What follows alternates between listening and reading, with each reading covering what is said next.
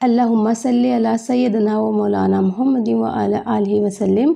अस्सलाम वालेकुम एवरीवन, कैसे हैं आप? उम्मीद है कि सब ठीक ठाक होंगे and welcome back to my channel.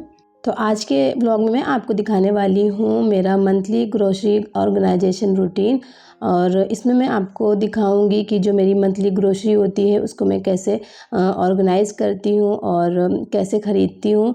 तो इसके लिए ना सबसे पहले आपको कुछ चीज़ों का ध्यान रखना है। जैसे कि सबसे पहले आप ना अपने किचन में एक चक्कर लगाएं और देखें कि आपके किचन में क्या क्या चीज़ें ख़त्म हो गई हैं जो आपको लानी है। तो वो सारी चीज़ें देख लीजिए और फिर आप किसी पेपर पे या फिर मोबाइल में कहीं पर भी आप उसे नोट कर लीजिए कि ये चीज़ें मुझे लानी हैं और ये ख़त्म हो गई हैं। कुछ चीज़ें ऐसी होती हैं जो कि मतलब थोड़ी बहुत ख़त्म होती हैं, थोड़ी बहुत रखी होती हैं, तो आप उन चीज़ों को ध्यान में रखते हुए ही अपनी लिस्ट बनाएं। उसके बाद में आप जो ग्रोसरी ख़रीदना चाहते हैं वो ख़रीद सकते हैं।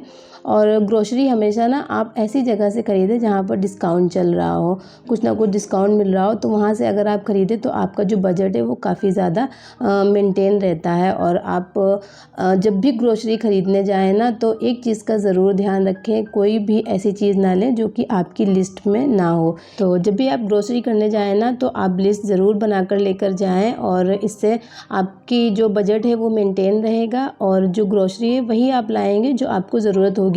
वरना क्या होता है कि जब भी हम मार्केट जाते हैं तो जो चीज़ें ज़रूरत होती वो तो नहीं ख़रीदते हैं, लेकिन जो ज़रूरत नहीं होती हैं वो दिख जाती हैं और हमें अच्छी लगती हैं तो वो हम ख़रीद लेते हैं। तो इससे ना हमारा जो बजट है वो मतलब बैलेंस नहीं हो पाता है, सही से गड़बड़ा जाता है। तो हमेशा आप इसी तरह से करें तो आपका जो बजट है वो मेंटेन रहेगा। अच्छा, ये जो मेरी मंथली ग्रोसरी का जो बिल आया था वो करीब 3000 का था, लेकिन मुझे इसमें डिस्काउंट मिला है तो ये 2400 रुपये का हुआ है टोटल। और मैंने बहुत सारी चीज़ें इसमें ना जो ऑफ़र में होती हैं वो ली, तो इससे मुझे बहुत ज़्यादा फ़ायदा भी हो गया है। तो जब भी आप मार्केट जाएँ ग्रोसरी करने के लिए तो लिस्ट ज़रूर बनाकर लेकर जाएँ, इससे आपको बहुत ज़्यादा हेल्प मिलेगी।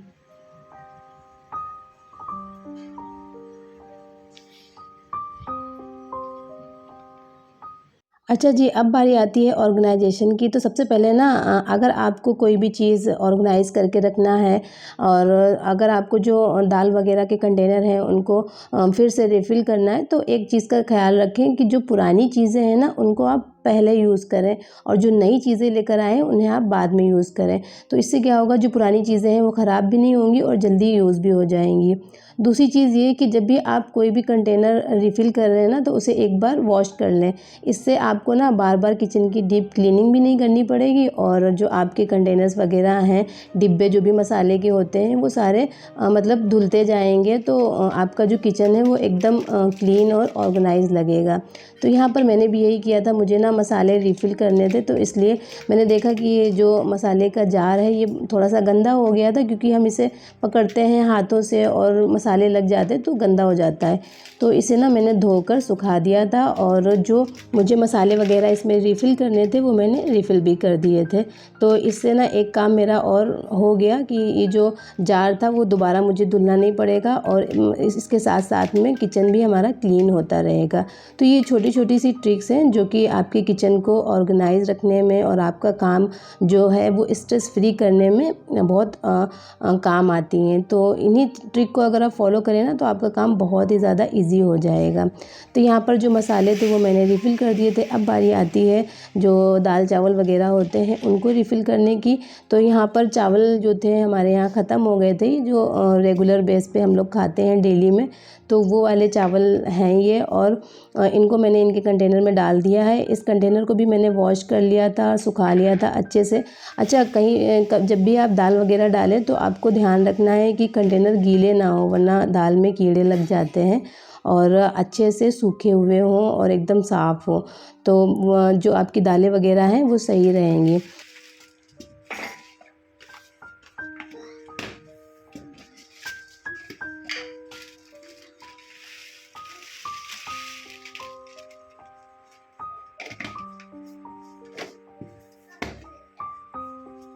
अच्छा, जब भी मैं पेंट्री अपनी ऑर्गेनाइज़ करती हूँ तो क्या करती हूँ, जो मतलब सारी चीज़ों को ना कैटेगराइज़ कर लेती हूँ। जैसे कि मसाले हैं उन्हें अलग कर लेती हूँ, दालें हैं उन्हें अलग कर लेती हूँ, और स्नैक वगैरह हैं तो उनको अलग कर लेती हूँ। तो इससे ना बहुत ही आपको ईज़ी रहता है। तो मैंने सबसे पहले मसाले वगैरह रखे, उसके बाद में चावल वगैरह रख के अब आती है बारी दालों की। तो दाल मैं यहाँ पर ना छोटे कंटेनर में कर रही हूँ, क्योंकि मैं ना आधा किलो दाल लाती हूँ और वो बहुत होती है मेरे 1 मंथ के लिए। बहुत सारी दालें होती हैं ना, तो वो 1 मंथ आराम से चल जाती हैं। तो मेरा जो किचन है वो मॉड्यूलर किचन नहीं है, एकदम प्लेन सिंपल सा है। तो मुझे ना बहुत बहुत ही चीज़ें सोच समझ कर रखनी पड़ती हैं कि किचन एकदम मैसी भी ना रहे और अच्छे से ऑर्गेनाइज लगे। तो इसलिए मैं यहाँ पर छोटे कंटेनर का यूज़ कर रही हूँ। तो इसमें ना पूरी आधा किलो तो दाल आती नहीं है और थोड़ी कम आती है, तो इसलिए जितनी दाल आएगी उतनी मैं इसमें डालूँगी। बाकी मैं इनको अच्छे से पैक करके और एक बड़ा सा जो मेरे पास में डिब्बा है उसमें रख दूँगी। तो जो जब भी ये ख़त्म हो जाएंगी ना, मैं दोबारा डिब्बों को रिफ़िल कर लूँगी। तो इस तरह से मैं करती हूँ, जिससे मेरा किचन एकदम साफ़ सुथरा और ऑर्गेनाइज लगता है।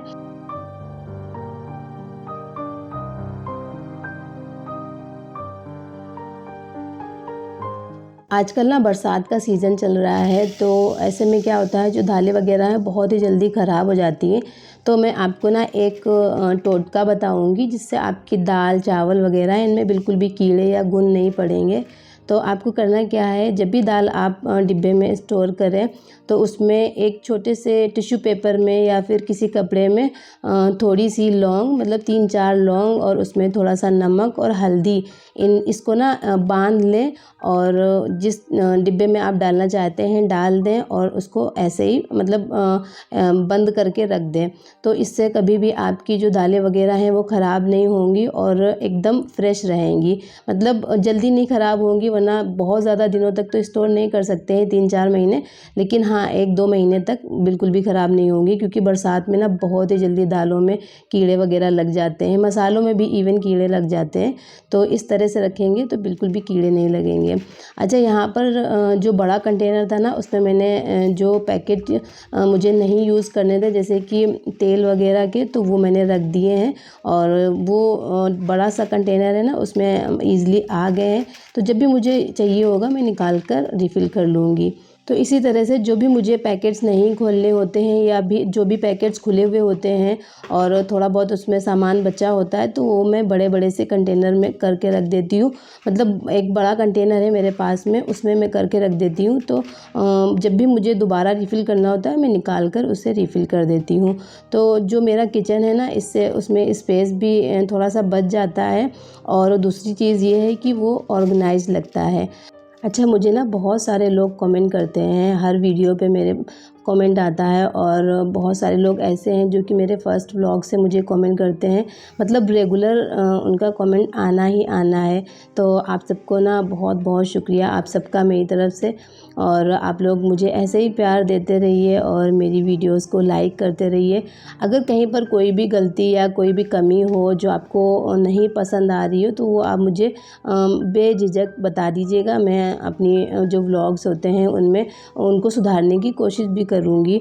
और मैं सीखती हूँ कुछ नया तो वो आप लोग को भी बताती हूँ और अपने ब्लॉग में दिखाने की कोशिश भी करती हूँ जितना पॉसिबल हो पाता है उतना। और मैं कोशिश करती हूँ कि मेरे ब्लॉग से ना आप लोगों को कोई भी नुकसान ना हो और कुछ अच्छा ही सीखने को मिले। अगर आप अपना टाइम वेस्ट कर रहे हैं मेरे ब्लॉग्स देखकर तो आपको ना कुछ अच्छी चीज़ें ही सीखने को मिले। और इसी तरह से ना मैंने भी बहुत सारी चीज़ें सीखी हैं जो कि अपनी लाइफ पे मैं अप्लाई करती हूँ।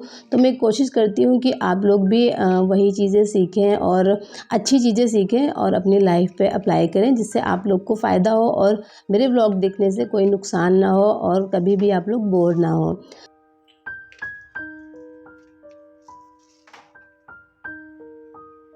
खैर यहाँ पर जो गरम मसाले की रैक थी उसे भी मैंने वॉश करके सुखा लिया था और अब बारी आती है इसमें गरम मसाले फ़िल करने की, तो वो मैंने फ़िल कर लिए थे। और ये जो मसाला रैक है ना ये मैंने नहीं, मेरी सिस्टर ने मीशो से शायद मंगाई थी। तो ये देखिए इसके जो ये ऊपर के ढक्कन है ना वो स्टील के हैं। अच्छा, ये ज़्यादा दिन चले ही नहीं और ये ढक्कन जो थे ना ये फटने लगे, जैसा मैंने अभी आपको दिखाया है इस तरह से। तो ये रैक तो बहुत अच्छी है लेकिन इसके जो ढक्कन है वो बिल्कुल भी अच्छे नहीं हैं। स्टील के होने की वजह से ये बहुत ही जल्दी फट गए। अच्छा, ये नया रैक है तो इसलिए अभी मतलब इसे हटा भी नहीं सकती हूँ। और हम मिडिल क्लास लोगों की यही प्रॉब्लम होती है कि वो जल्दी चीज़ें नहीं हटाते हैं जब तक उन्हें अच्छे से यूज़ ना कर लें। आप लोग बताइएगा, आप लोग भी इसी तरह से करते हैं कि नहीं? मेरी तो यही आदत है, जब भी कोई चीज़ लेती हूँ तो अगर वो थोड़ी बहुत ख़राब भी हो गई है तो भी उसके जब तक पैसे वसूल ना कर लूँ तब तक नहीं हटाती हूँ। तो इसके भी जब तक पैसे वसूल नहीं कर लूँगी तब तक नहीं हटाऊँगी। और जब बिल्कुल भी इसके जो ढक्कन है वो ख़राब हो जाएंगे तभी मैं इसे हटाऊँगी। तो ये रैक तो बहुत अच्छी है बट यही इसकी प्रॉब्लम है कि इसके ढक्कन नहीं अच्छे हैं। आप लोग चाहें तो इसे मीशो से ख़रीद सकते हैं, बहुत ही मतलब अच्छी है। इसको हैंडल करना है, इससे चीज़ें निकालना बहुत ही अच्छी है। और सबसे बड़ी बात कि इसमें जो मसाले वो ख़राब नहीं होते क्योंकि ये ढक्कन है ना वो एयर टाइट है। तो इस तरह से मैं इनमें गरम मसाले रखती हूँ हमेशा।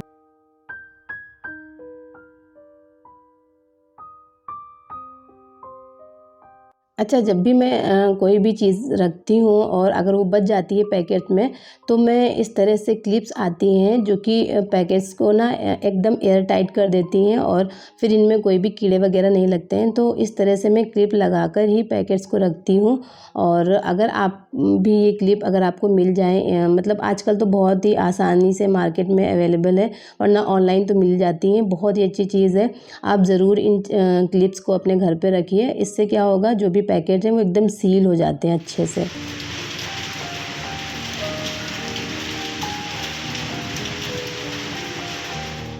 बाहर का मौसम इतना ज़्यादा अच्छा हो रहा था, बारिश हो रही थी जिसकी वजह से ठंडी-ठंडी हवाएँ आ रही थी। और मैंने ना अपने घर की विंडोज़ बंद की हुई थी क्योंकि बारिश में मक्खियाँ भी बहुत आती हैं और उमस भी हो रही थी, इसलिए मैंने जो विंडो थी वो बंद कर दी थी। लेकिन अब जो बारिश है वो काफ़ी ज़्यादा तेज़ हो गई थी जिससे एकदम ठंडी-ठंडी सी हवा आ रही थी और मिट्टी की एक जो वो सौंधी-सौंधी सी खुशबू होती है ना वो आ रही थी। तो फिर मैंने अपने घर की विंडोज़ ओपन कर दी और बहुत ही अच्छा लग रहा था।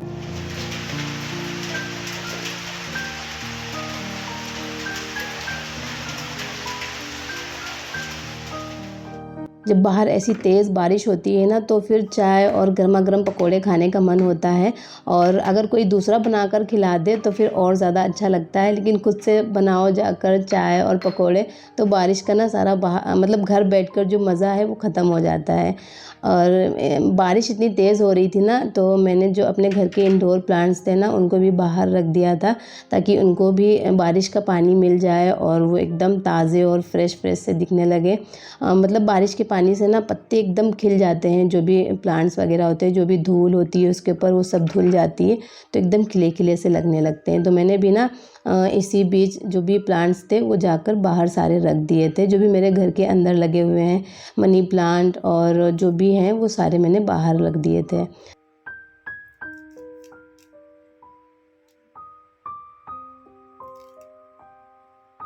अब यहाँ पर जो ये मेरा स्टोरेज बॉक्स है, इसमें मैं कुछ चीज़ें रख लूँगी, जैसे कि ये जिंजर है और गार्लिक है पील किया हुआ, लेमन है और ग्रीन चिली और करी पत्ता वगैरह।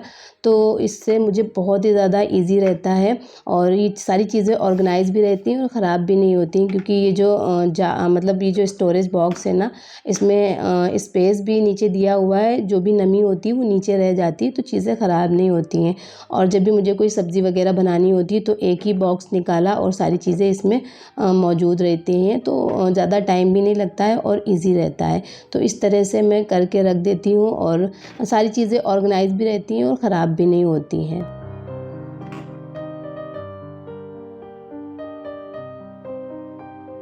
तो ये था मेरा मंथली ग्रोसरी का तरीका जो कि मैं करती हूँ। अगर आपको ये वीडियो पसंद आई हो तो इसे लाइक करें, शेयर करें और मेरे चैनल को सब्सक्राइब ज़रूर करें। मैं इंशाल्लाह मिलूँगी आपसे नए व्लॉग में। तब तक के लिए अपना ढेर सारा ख्याल रखें, दुआओं में मुझे याद रखें। अल्लाह हाफ़िज़।